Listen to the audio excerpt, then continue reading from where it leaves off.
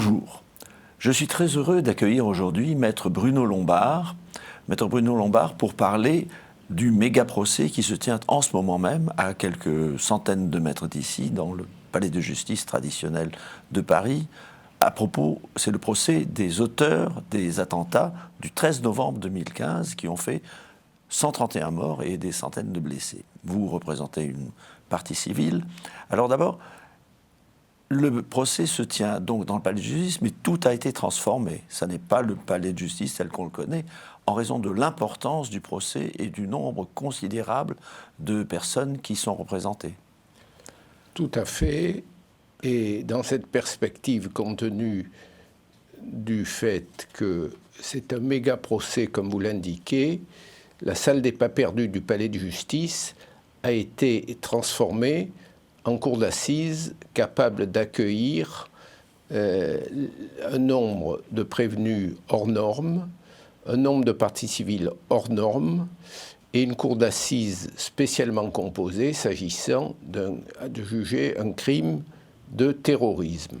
C'est-à-dire que ça n'est pas une cour habituelle avec un jury populaire. Tout à fait. Compte tenu de la nature particulière et de la gravité de cette affaire, le Code de procédure pénale, puisqu'il faut se référer à l'organisation de notre justice pour bien comprendre les choses, prévoit qu'en matière de terrorisme et en certaines autres matières, ce sont exclusivement des magistrats professionnels qui composent la juridiction de jugement. En l'espèce, nous avons 5 magistrats qui composent cette cour d'assises sous la présidence de l'un d'entre eux qui a la direction des débats. Alors quels sont les faits qui sont jugés? Parce qu'il y a plusieurs faits. Alors, vous avez des faits qui, juridiquement, sont prévus par l'article 421-1 du Code pénal qui incrimine les différentes infractions prévues par le droit français. Ce sont des faits de terrorisme qui sont parmi les plus graves qui peuvent être examinés par les juridictions avec les crimes contre l'humanité. Par exemple, le crime contre l'humanité avait été celui reproché à Klaus Barbie lors de son procès devant la cour d'assises de Lyon. Ici, il s'agit d'une atteinte aux intérêts fondamentaux de la nation. C'est le code pénal qui s'exprime sous cette forme. Et le crime de terrorisme, puisqu'il s'agit d'un crime qui est l'infraction la plus élevée, c'est quoi exactement? C'est important de le comprendre et d'en avoir présent à l'esprit sa définition pour qu'il y ait un fil conducteur à l'audition de vos téléspectateurs. Le crime de terrorisme, c'est une entreprise ou un groupement qui est formé afin de troubler l'ordre public par l'intimidation ou la terreur.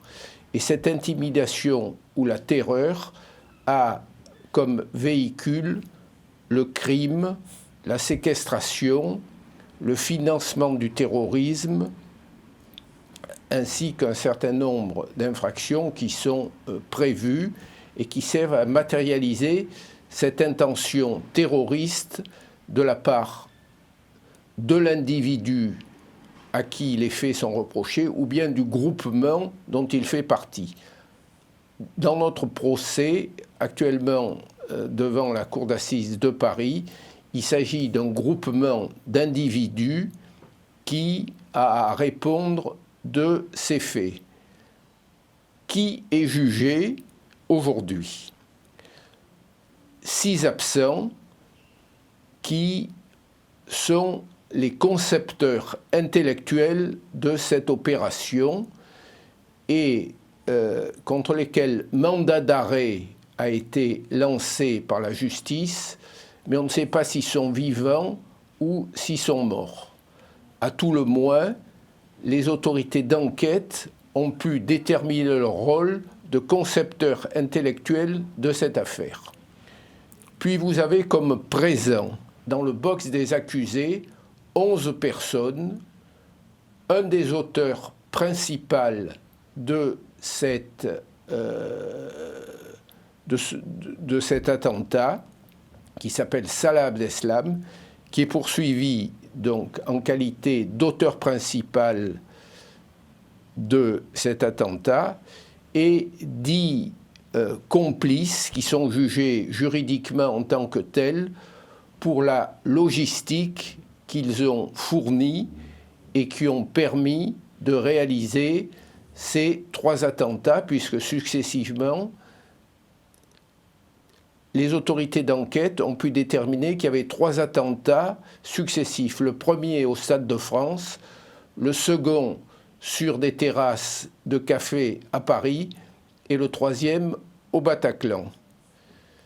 Et vous, quelle est la victime que vous représentez en tant que partie civile ? Alors, en qualité de partie civile, je représente des parents qui ont vu leur fils assassiné, leur fils d'une trentaine d'années, assassiné de 2 balles de Kalachnikov à la terrasse d'un café qui s'appelait La Belle Équipe, rue de Charonne à Paris.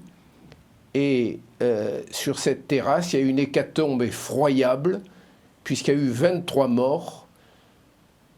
Et ne surenchérissons pas dans l'horreur, mais les victimes survivantes et les parents des victimes, ou les enfants des victimes décédées sont venus témoigner en début d'audience, puisque tel était le planning qui était prévu et suivi par le président de la cour d'assises, et on a pu mesurer la détresse psychologique et pour certains les dégâts physiques de cet attentat. Les dégâts physiques, lorsque vous recevez une balle de Kalachnikov, ça laisse des dégâts considérables. Et lorsque vous perdez un fils dans ces conditions, ça laisse aussi des dégâts considérables, parce que la mort des gens qu'on aime, c'est ce qu'il y a de pire.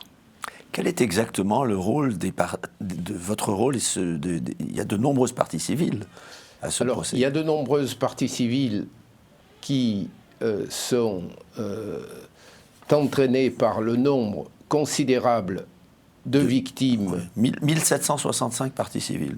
Voilà.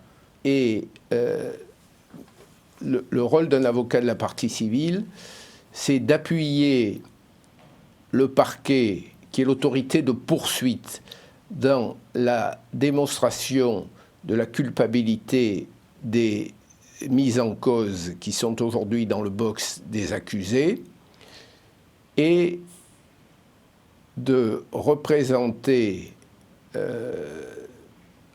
pour ma part, les parents d'une victime décédée, pour essayer de leur donner une vérité judiciaire et une vérité tout court sur la façon dont a disparu leur enfant. Ce procès a le mérite d'exister et de juger selon des règles de droit des gens qui n'en ont pas. Et pour les parties civiles, en règle générale, mais de façon particulière en ce qui concerne celle que je représente, ce procès a une véritable importance et démontre que la France est un pays de droit.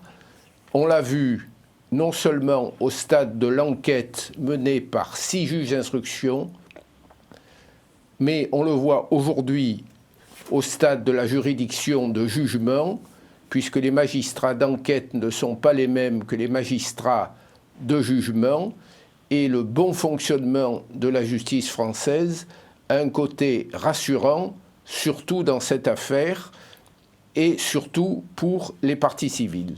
Alors combien de temps va durer ce procès ? Et comment est-il organisé ? Ce procès, mammouth, compte tenu de sa dimension particulière, va durer 6 mois. Il est organisé de la manière suivante. La cour d'assises, composée de 5 magistrats professionnels, a à sa disposition un dossier d'enquête qui est un document synthétique des événements tels que les magistrats instructeurs ont pu les reconstituer au plan factuel et ont pu les qualifier juridiquement au plan du droit, puisque les faits qui sont examinés aujourd'hui, ce sont des crimes au sommet de la hiérarchie du droit pénal, et tout ça a été synthétisé dans ce qu'on appelle une ordonnance de mise en accusation, qui est aujourd'hui en possession de la Cour d'assises de Paris, pour leur permettre de juger avec la distance, la neutralité, l'objectivité et la connaissance du droit nécessaires les 11 personnes qui sont dans le box des accusés, ainsi qu'il y a 3 personnes qui comparaissent libres, qui sont ce qu'on appelle sous contrôle judiciaire, c'est-à-dire qui doivent signaler à la justice leur déplacement et leur situation. Ces 3 personnes qui comparaissent libres sont poursuivies pour le crime de recel de terroristes, c'est-à-dire qu'elles ont permis aux auteurs présumés, puisqu'il faut bien s'exprimer de façon un peu juridique, des attentats, ces 3 receleurs ont permis aux terroristes incriminés d'organiser leur fuite vers la Belgique pour certains et les exfiltrer après ces événements. Alors, comment ces choses-là ont pu se produire? Nous avons eu l'éclairage du pouvoir exécutif avec l'audition de François Hollande la semaine dernière, qui était en charge de la sécurité publique via les délégations de pouvoir qui étaient les siennes, et il nous a expliqué que ces fonctions lui avaient permis d'avoir un éclairage sur la façon dont les choses s'étaient passées, et que les instructions qu'il avait données avaient été suivies et avaient essayé de réduire le risque au maximum. Le risque au maximum, eh bien, ce risque a quand même été avéré et s'est réalisé. Et on peut penser qu'aujourd'hui, la responsabilité, mais ce n'est pas le procès des gouvernants à l'époque qui est jugé, c'est le procès d'assassins, puisqu'il faut appeler les choses par leur nom. Et le tribunal, la cour d'assises, a à sa disposition un dossier qui lui permet de voir que ces attentats ont été conçus bien en amont des événements, puisque les attentats sont du 13 novembre, et la date de conception intellectuelle de ces attentats a été fixée par les enquêteurs en novembre 2014. En amont de ces attentats, vous avez une logistique criminelle très importante. Ça suppose de l'argent, et beaucoup d'argent. Ça suppose des hommes déterminés. Ça suppose des moyens matériels qui permettent d'arriver sur les lieux. Ça suppose des armes. Et toute cette organisation logistique a été démaillée par les magistrats instructeurs qui ont permis de déterminer avec une précision importante le rôle de chacun.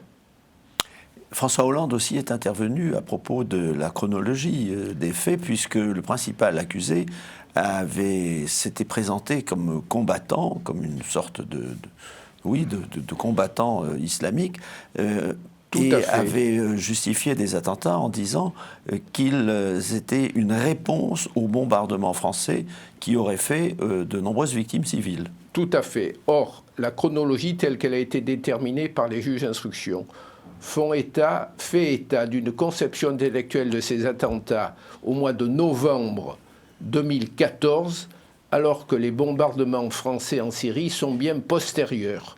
Ce qui fait que cet argument qui est invoqué pour justifier, c'est pas tout à fait le terme qui convient.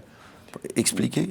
Pour expliquer, ne résiste pas à l'examen, pas plus, et pour faire une liaison, que le deuxième argument qui est invoqué par un des accusés, ce sont des raisons religieuses, à savoir le fait que, faisant du prosélytisme du box des accusés, il se blinde derrière le fait que la religion musulmane devait être étendue à tous, mais le paradoxe de cette affaire veut que ces attentats, dans leur aveuglement et dans leur violence, ont eu pour résultat de tuer plusieurs musulmans. C'est-à-dire que beaucoup des leurs ont été tués lors de ces attentats.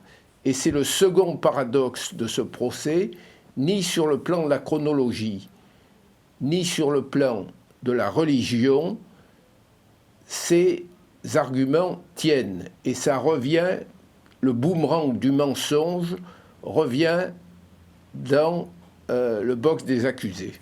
Alors justement, à propos du box des accusés, comment est organisée la prise de parole des accusés? Parce que là, ils sont les différents témoignages qui s'enchaînent, les accablent, évidemment, la plupart du temps. Est-ce que ils peuvent se manifester quand ils veulent, ou est-ce que leur prise de parole est encadrée, limitée? Alors, la prise de parole des accusés se fait normalement par le biais de leurs avocats respectifs. Mais il est arrivé que de leur box, puisque vous avez la cour d'assises qui est au centre géographiquement de la salle, et à leur droite figure le box des accusés, qui est une espèce de salle vitrée où les accusés sont assis côte à côte, séparés les uns des autres par les forces de l'ordre, et ils peuvent intervenir s'ils le souhaitent. Cependant, pour éviter une cacophonie et une illisibilité des débats, le président dispose de moyens techniques pour leur couper la parole, le micro, et faire régner un ordre procédural pour la clarté du procès, parce que l'esprit de cette audience, c'est tout de même qu'on arrive à déterminer la façon dont les choses se sont passées et de la façon dont elles doivent être réprimées. La partie civile que je représente est en attente de cela, et ça ne peut se passer que s'il y a une clarté du débat, ce qui est le cas sous la houlette d'un président et de deux assesseurs qui tiennent très bien leur débat et qui permettent d'avancer depuis le 9 septembre sur la voie de la clarté. Alors tout à l'heure, vous avez dit que cette organisation criminelle qui est à l'origine, déjà des années plus tôt, de la préparation de cet attentat, avait besoin d'un financement important. Alors pourquoi important? Parce qu'ils n'ont pas, me semble-t-il, utilisé des moyens extravagants. Alors, il apparaît dans certains aspects de l'enquête que ces attentats, c'est un peu du business, si j'ose m'exprimer de cette façon un peu imagée, c'est-à-dire que des sommes d'argent ont été versées aux familles des kamikazes qui se sont fait sauter, et des indemnités en quelque sorte. Des indemnités en quelque sorte, une espèce d'assurance vie, qui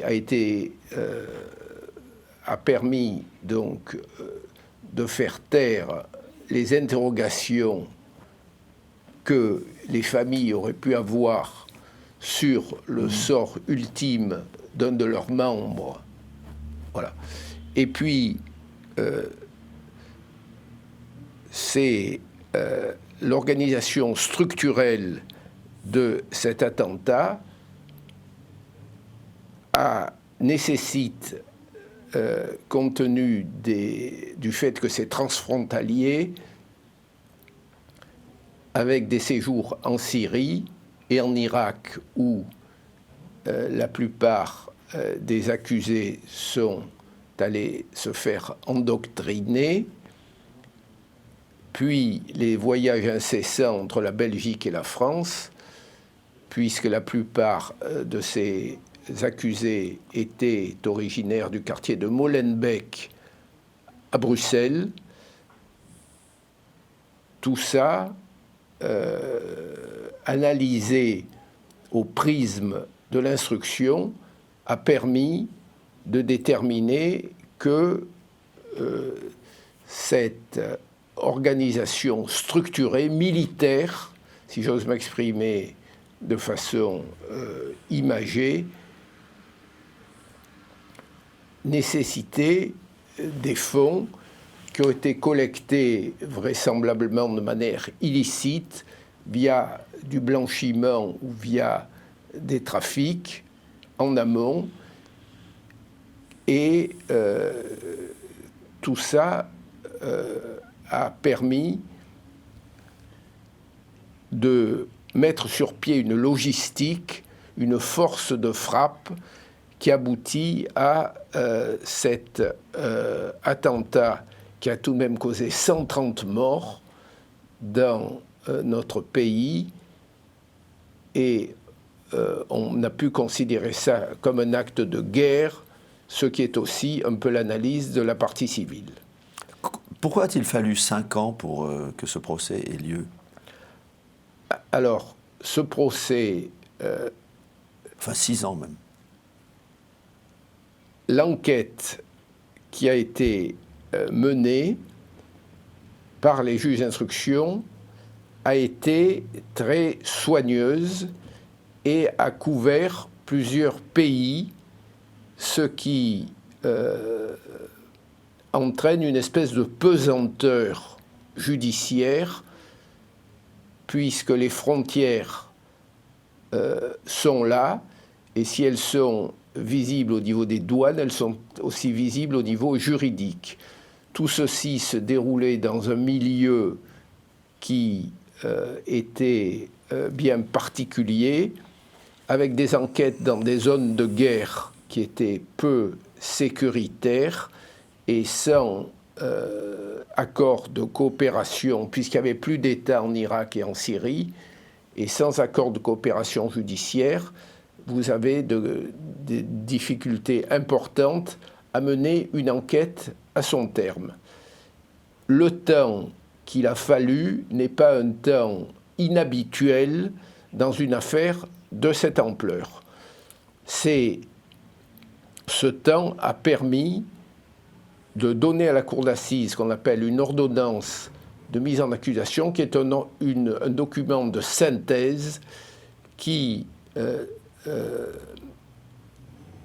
démontre avec une grande clarté qui a fait quoi et le rôle de chacun dans une affaire de cette gravité exceptionnelle. Nous arrivons à la fin de cette interview. Quand allez-vous intervenir ? Quand va être le tour des parties civiles et quand le procès se conclura-t-il ? Alors, dans un procès d'assises, les choses sont réglées de façon très procédurale. Vous avez, dans un premier temps, cette instruction à l'audience qui est aujourd'hui en cours, menée par la cour d'assises. Les experts sont entendus, les intéressés, les accusés sont entendus, les parties civiles sont entendues, et dans un temps autre, qui a été déterminé au mois d'avril par le calendrier procédural que nous a donné le greffe de la cour d'assises. Les parties civiles interviendront sur les événements qu'elles ont à analyser et rappelleront une dernière fois le souvenir et les souffrances des gens qu'elles représentent. Puis, après les parties civiles, vous aurez le réquisitoire des 3 représentants du parquet qui sont présents à l'audience et qui établiront la culpabilité et réclameront des peines qui, en l'espèce, sont des peines très importantes, puisque l'incrimination de terrorisme prévoit des peines qui vont jusqu'à la réclusion criminelle à perpétuité et des peines de sûreté très importantes. À l'issue des plaidoiries des parties civiles, du réquisitoire du parquet, les avocats de la défense interviendront pour les accusés détenus et pour les accusés sous contrôle judiciaire. Tout ça à la lumière d'une procédure contradictoire telle que la prévoit la cour d'assises prévue par le Code de procédure pénale, de manière à ce que la Cour, qui est amenée à juger, qui n'est pas, je vous le rappelle, la juridiction d'enquête, les 5 magistrats, à la majorité, c'est le Code de procédure pénale qui le prévoit, décideront du sort de chacun des 11 accusés qui sont dans le box et des 3 accusés qui sont dans le box mais sous contrôle judiciaire, c'est-à-dire libres. Et à l'issue des plaidoiries de la défense, la cour d'assises aura tous les éléments pour trancher et rendre un arrêt, puisque c'est la nature de la décision qui va être rendue, c'est-à-dire un jugement pour que ce soit compréhensible par vos téléspectateurs. Et cet arrêt, motivé, développera les raisons pour lesquelles on condamne ou on ne condamne pas, et la cour d'assises prononcera, c'est de sa compétence, les peines qui conviennent aux griefs et aux accusations retenues dans sa décision. Et c'est à quelle date ? Alors, ce sera au mois de mai. Ce sera au mois de mai. 2022. 2022, oui. Et les accusés peuvent faire appel ? Alors, il existe une procédure d'appel des décisions de la Cour d'assises spéciale. C'est une procédure qui, si les accusés interjettent appel, sera évoquée devant une Cour d'assises composée différemment, mais cette fois de 8 magistrats et pas de 5. Bruno Lambard, je vous remercie, maître, d'avoir bien voulu répondre à mes questions. Et je souhaiterais dédier cette émission, comme vous avez une large assise francophone, à M. Yassine Koma, qui était originaire du Burkina Faso, comme ses parents, et qui, à 30 ans, a trouvé la mort, la poitrine traversée de 2 balles de Kalachnikov, le 15 novembre 2015, à la terrasse de la Belle Équipe à Paris. Merci beaucoup, maître Lambard. Merci d'avoir suivi cette émission et à bientôt.